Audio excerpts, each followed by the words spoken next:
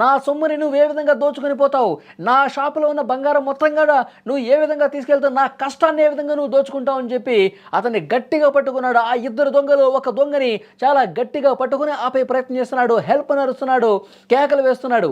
కానీ ఎవరు కూడా ఆ షాపు లోపలికి రాలేదు. కేకలు ఎవరు కూడా వినిపించలేదా, లేకపోతే వినిపించినా మనకెందుకులే అనుకున్నారు. కానీ బయట నుంచి ఎవరు కూడా దీన్ని అడ్డుకునే ప్రయత్నం కూడా చేయలేదు. అతను మాత్రం ఒంటరిగా పోరాటం చేశాడు, ఒంటరిగా అడ్డుకున్నాడు. తన సొమ్మును, తన కష్టం మొత్తాన్ని కూడా దోచుకొని పోతుంటే అతను ఏమాత్రం కూడా భయపడకుండా ఆ దొంగని గట్టిగా పట్టుకునే ప్రయత్నమే చేశాడు. ఎంత పెనుగులాట జరుగుతుందో ఒక్కసారి మీరు స్క్రీన్ మీద చూడొచ్చు. షాపులో మొత్తం కూడా అతని కాళ్ళు చేతులు పట్టుకుని ఎలా పోతావు నువ్వు బయటకు అంటూ ఆ షాపు యజమాని ఆ దొంగలతో ఏ విధంగా పోరాటం చేస్తున్నాడు, ఏ విధంగా పట్టుకున్నాడు, ఏ విధంగా పెనుగులాట జరుగుతుందో కూడా చాలా స్పష్టంగా చూడొచ్చు. కానీ బాధాకరమైనటువంటి విషయం ఏంటంటే దుండగులు తమ వద్ద ఉన్నటువంటి ఒక చిన్న గొడ్డలతో గాయపరిచారండి.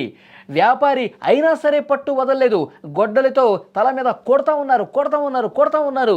అయినా సరే ఆ నొప్పిని కూడా భరించి నా సొమ్ముని ఏ విధంగా తీసుకుపోతావు, నా కష్టం ఏ విధంగా దోచుకుపోతావు, నేను ఎలా బతకాలరా అంటూ అతను ఆ దొంగని పట్టుకున్నాడు. తన మీద దాడి కొడుతున్నా సరే ఏమాత్రం కూడా వదలలేదండి. తుపాకీతో బెదిరించి షాపులో ఉన్న బిడ్డను కూడా ఏదో చేస్తామని హెచ్చరించి అంత దారుణమైనటువంటి పరిస్థితి ఉంది.